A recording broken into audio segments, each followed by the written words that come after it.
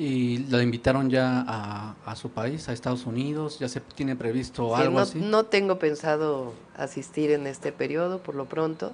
Hay mucho trabajo. Eh, Les adelanto que ya estamos viendo cómo voy a acompañar al presidente Andrés Manuel López Obrador este fin de semana. Eh, y vamos a estar, si así nos lo permite la agenda, acompañándolo los días que él salga para poder platicar sobre diferentes temas. En este caso va al norte del país. Eh, y pues lo acompañaré en aviones comerciales. eh, Porque pues evidentemente yo no puedo usar de ninguna manera recursos públicos del gobierno federal. Eh, entonces pues lo estaré acompañando, eso sí, pues probablemente me invite a los recorridos en auto. Entonces estamos viendo esa logística para ver cómo serían estos acompañamientos. ¿Cuál sería el primer estado que visitaría con el presidente? Ya les podría informar a partir de mañana, porque apenas vamos a tener una reunión con el equipo del presidente y el equipo que me llevó la agenda para poder informarles ya cómo va a ser la visita.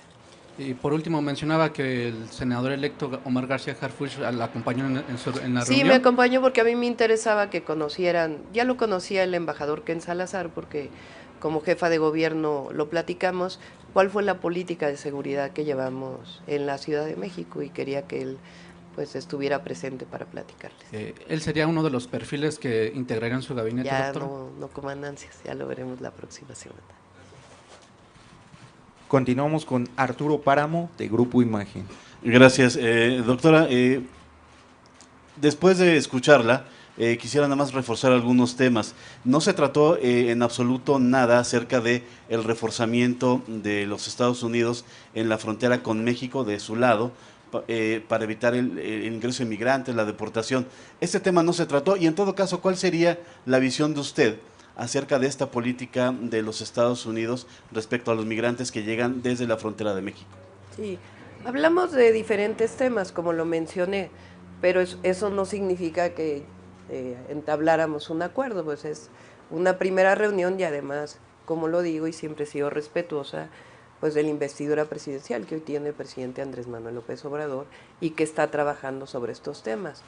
Nuestra visión es, tiene que ver también con, y lo vamos a seguir insistiendo, con la cooperación para el desarrollo, con atender las causas de la migración. Y también con una política, lo planteé también en los debates, de fortalecimiento del desarrollo del sur-sureste de nuestro país, particularmente de un polo de desarrollo en el sur, que en su momento tendría que hablarse, y sé que además han tenido reuniones con el presidente Arévalo de Guatemala, lo que significaría el desarrollo de la frontera sur, que nos permitiría, además de los 12 polos de bienestar que ha planteado el presidente, vinculados con el tren interoceánico, que es uno de los proyectos estratégicos de largo plazo para nuestro país, que nosotros vamos a retomar y a seguir desarrollando, también el desarrollo de la frontera sur, desde inversión para el desarrollo en esta frontera. Hay una propuesta también de que el Tren Maya, el tren interoceánico, pueda llegar a la frontera con Guatemala y pasar incluso a Guatemala, en donde incluso está contemplado posiblemente Belice.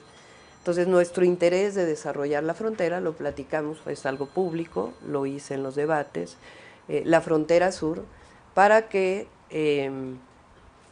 haya empleo para la migración y también para los mexicanos y mexicanas. Entonces fueron algunos temas de los que platicamos, pero ya hablar de seguridad en frontera norte y eso no nos corresponde en este momento. Y precisamente acerca de este desarrollo que se está pensando para la frontera sur, en especial Chiapas, se habló en algún momento de la situación que se vive ahorita en Chiapas, de crecimiento de la inseguridad, de la violencia. ¿Le preocupa a usted lo que está sucediendo en el estado de Chiapas actualmente? Sí, a ver, con la asesora del presidente Biden no hablamos de este tema en particular, pero como en todo el país, nuestra estrategia de seguridad tiene que ver con estos dos ejes. Siempre dije en la ciudad que nuestra estrategia de seguridad tenía 4 ejes que dio resultados. atención a las causas, le llamábamos más y mejor policía, inteligencia y investigación y coordinación. Y vinculando esta estrategia a nivel nacional en temas de seguridad, pues sería igual, atención a las causas, fortalecimiento de la Guardia Nacional, inteligencia y investigación para la seguridad pública, para que no se malinterprete en otros sentidos, y también la coordinación entre el gobierno federal, los estados de la República, las fiscalías, el Poder Judicial. Por último, usted comenta que seguirá habiendo coordinación con el gobierno de Estados Unidos en materia de seguridad. Enumeró el caso de las armas, la inteligencia. ¿Se reforzó esa idea ahorita en esta reunión? Y si se habló en algún momento de el ingreso de elementos de las Fuerzas Armadas de Estados Unidos a México. Generó mucha polémica hace unos meses la entrada simplemente para cuestiones de entrenamiento de algunos militares de Estados Unidos a México. ¿Se habló de esa posibilidad de ese intercambio? No hablamos de tanto, pero conocen nuestra posición en el sentido de que tiene que haber colaboración, tiene que haber cooperación. Incluso ella lo planteó de que tenemos que encontrar soluciones conjuntas, siempre platicando. Y siempre con respeto a nuestra soberanía, que siempre ha sido nuestra posición. Continuamos con Salvador Corona de El Universal. Doctora, buenas tardes. Preguntarle si hablaron sobre algún programa para prohibir o detener la entrada ilegal de armas a México. ¿Cuál sería el seguimiento? E incluso si se le planteó alguna acción específica más adelante. Sí. No llegamos a tantos detalles, ni mucho menos. Repito además porque hoy está el gobierno del presidente Andrés Manuel López Obrador con quienes se está trabajando. Entonces, evidentemente a México, y esto fue algo que se planteó desde que estaba Marcelo Ebrard en la Cancillería, en el entendimiento bicentenario, de que no solamente es un tema que históricamente le ha interesado a los Estados Unidos, de la entrada de drogas o la presunta entrada de drogas de México a Estados Unidos, sino también nos interesa el tema a nosotros de la entrada de armas de Estados Unidos hacia México. Hablamos de ese tema, pero evidentemente como algo de lo que incluso se está trabajando actualmente en las reuniones de alto nivel que se tienen con el gobierno de México. Pero nada más platicado, no. Evidentemente en este momento no podemos ni siquiera tomar acuerdos, es sencillamente un diálogo de buen entendimiento, de amistad, pues por la relación tan importante que hay entre México y Estados Unidos para diferentes temas. Y en otro tema, justo cuando se presentó o se anunciaba que la reforma del Poder Judicial pues podría ya discutirse, pues entonces el peso cae. Y ayer comentaba que no hay preocupación por esta discusión y nuevamente ayer el peso pues cayó frente al dólar.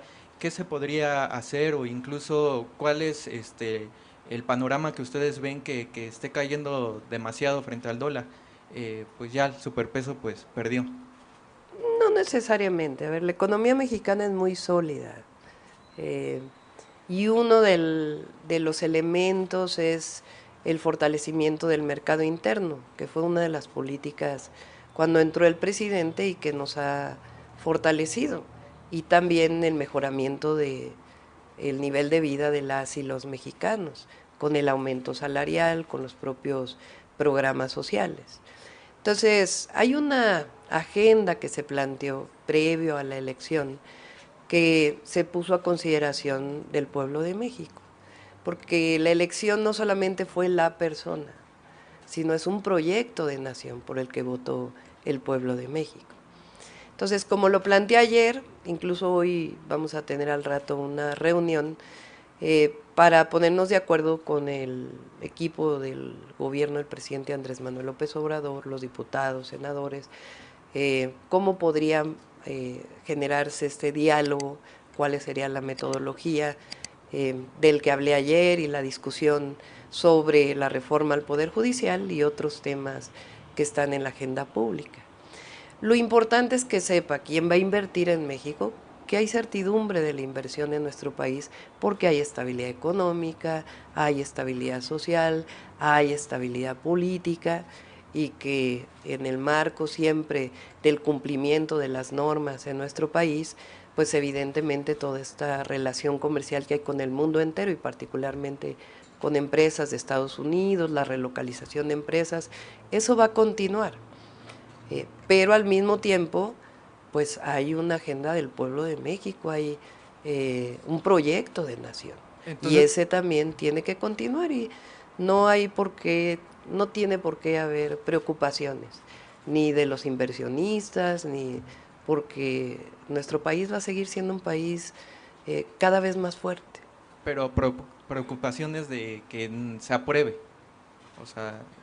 Por eso digo que hay que entender la reforma. Yo creo que todo el mundo en este país, si ustedes hacen una encuesta, es más, voy a proponer que se haga una encuesta, de qué opina el pueblo de México sobre el Poder Judicial, cuál es su opinión. Ustedes lo vieron me acompañaron en los mítines de la campaña, que preguntaba qué opinan de los jueces en México. Y lamentablemente, porque además hay muchas honrosas excepciones, la gente tiene una percepción de corrupción del Poder Judicial. Entonces, tiene que avanzar la reforma al Poder Judicial, fue parte de lo que se planteó en la campaña y no tiene por qué haber preocupaciones, porque finalmente es para la fortaleza de la justicia en nuestro país, para la fortaleza de la seguridad, para la fortaleza del bienestar de las y los mexicanos. Entonces, puede haber alguna situación en estos momentos, pero yo confío en que la economía es sólida y que siempre va a haber diálogo con todos los sectores. Continuamos con Alma Muñoz de La Jornada.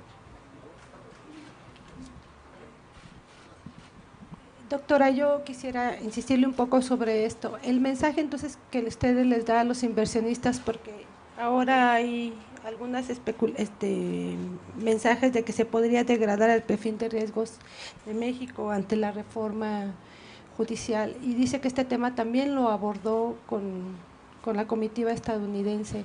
¿Ellos le externaron alguna preocupación? ¿Qué mensaje les da? Solo hablé del fortalecimiento del Poder Judicial, así lo planteé, no hablamos en particular de la reforma, y decirle a todos los que van a invertir en México que el Estado de Derecho, que la certidumbre existe, la tienen las leyes y además cada vez es más en nuestro país, que no hay ningún problema para la inversión. Ayer recibí en la noche a la, ¿cómo se dice? Bueno, en inglés es CEO de Walmart.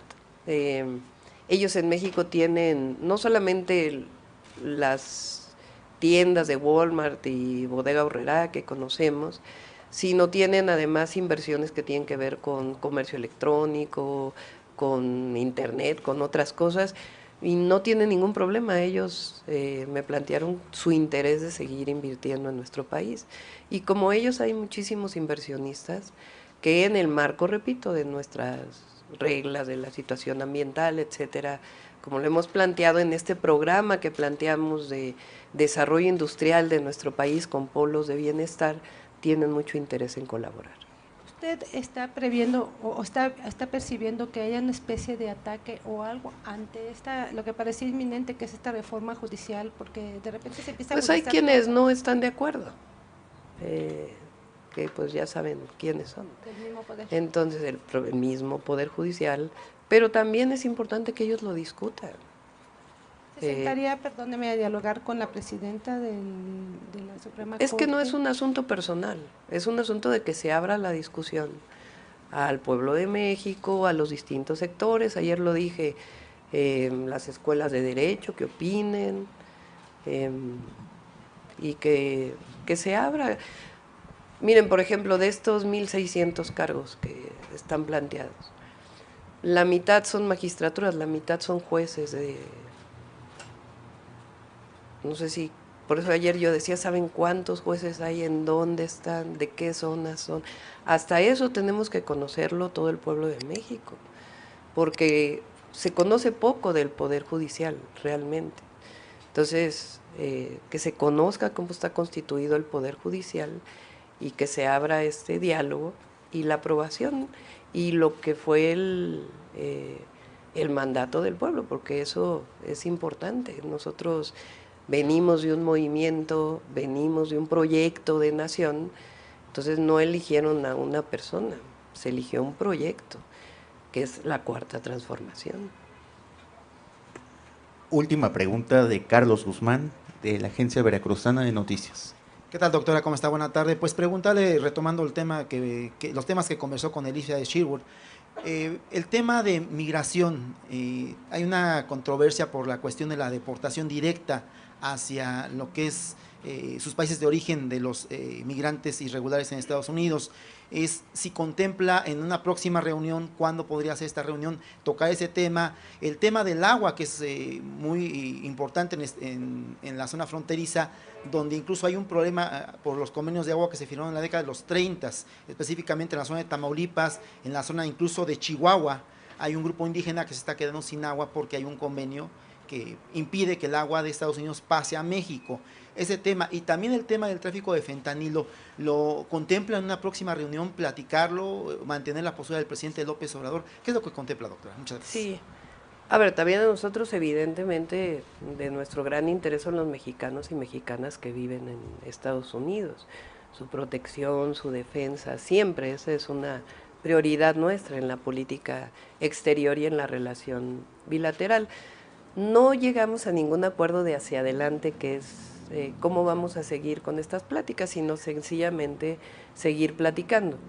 Ustedes han escuchado al presidente López Obrador, que ha planteado en las mañaneras la importancia de que Estados Unidos directamente regrese a las personas que no son aceptadas legalmente a sus países de origen, porque hasta ahora principalmente es México quien está haciendo esta labor y nosotros estamos de acuerdo con ello, pero ya habrá tiempo para platicar de todo eso. Nosotros entramos el 1 de octubre, seguiremos teniendo pláticas siempre en acuerdo con las pláticas que se están llevando a cabo en este momento con el presidente, con el gobierno del presidente López Obrador, y ya a partir del 1 de octubre pues ya nos tocará gobernar directamente y seguir platicando sobre estos temas. ¿Cuándo pensaría reunirse con el presidente Biden? No hay un planteamiento todavía. No tocamos este tema. Una precisión, doctora. El anuncio de querer reducir el grado de inversión o la calificación soberana del país estaría incluso por abajo de la decisión del pueblo mexicano de llevar a cabo estas reformas, concretamente la de Poder Judicial. Es que no tienen por qué preocuparse. Entonces, ese es nuestro mensaje a los inversionistas. No es una cosa contra la otra. En México va a seguir habiendo Estado de Derecho. Porque antes, bueno, ya ni lo mencionamos, pero la verdad es que no se detuvieron las inversiones cuando hubo el FOBAPROA, quizá por la crisis económica que se planteó. Y ahí se hicieron las cosas fuera del margen jurídico. Entonces, mi mensaje es: no tienen de qué preocuparse los inversionistas. Finalizamos. México es un estado libre, es un estado soberano. Procuramos con la Cuarta Transformación cada vez más justicia en todos los sentidos: justicia social, justicia ambiental, justicia para las mujeres, un sistema de justicia que funcione. Entonces, a los inversionistas nacionales y extranjeros no tienen de qué preocuparse. Sus inversiones son seguras en México, en el marco, evidentemente, de nuestras leyes. Entonces, no tienen por qué tener preocupación por una reforma en el Poder Judicial, porque finalmente se va a construir un mejor sistema de justicia para nuestro país.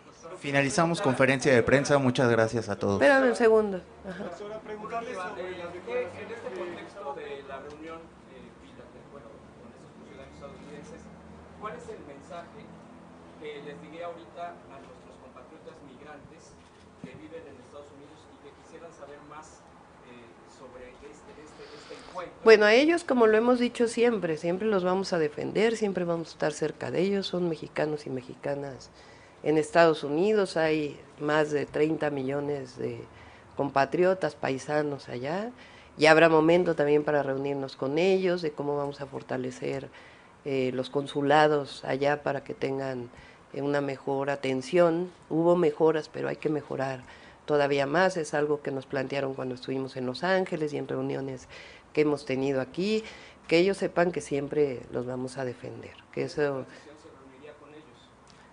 Vamos a ver cómo se va dando la agenda, pero por supuesto que es de nuestro interés reunirnos siempre con... llevamos a una senadora, nuestra senadora en la lista de senadores, que es una mujer con la que tuvimos mucha relación cuando estuvimos en el gobierno de la ciudad, incluso la presentamos varias veces, de este grupo que se llama Dreamers en Estados Unidos. Es una mujer muy comprometida, que conoce bien, entonces ella estoy segura que va a tener una gran representación como han sido los otros senadores, diputados, y nos vamos a reunir con ellos evidentemente también en su momento.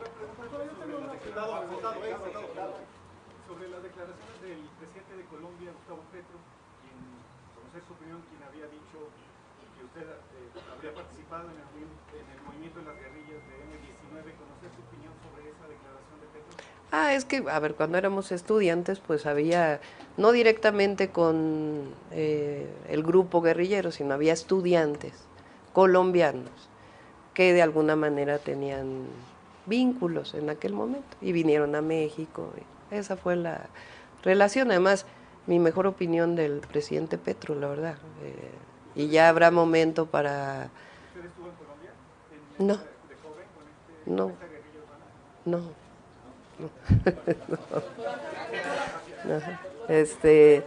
Pero sí tenemos muy buena opinión del gobierno del presidente Petro, y él tiene una visión muy interesante sobre los temas climáticos, que nos interesa mucho en el momento que lleguemos poder platicar con él. ¿Merece alguna opinión esta narrativa que se empieza a posicionar en los medios tradicionales, que minusvalora su capacidad, minusvalora su liderazgo, el hecho de ser mujer? Una narrativa que se impulsa desde los lectores de noticias, senadores de la República, incluso, que la cuestionan solo por el hecho de ser mujer. Ellos van a seguir cuestionando, viene desde la campaña. He sido la persona, además mujer, primera mujer en 200 años de la República que tuvo más votos que cualquier elección. Entonces, van a decir muchas cosas, pero nos va a ir bien en el país. Ese es un mensaje a todas y a todos, y vamos a continuar con la cuarta transformación. Ya, con eso yo creo. Muchas gracias a todos y a todas. Gracias, buen día. Agradecemos su asistencia.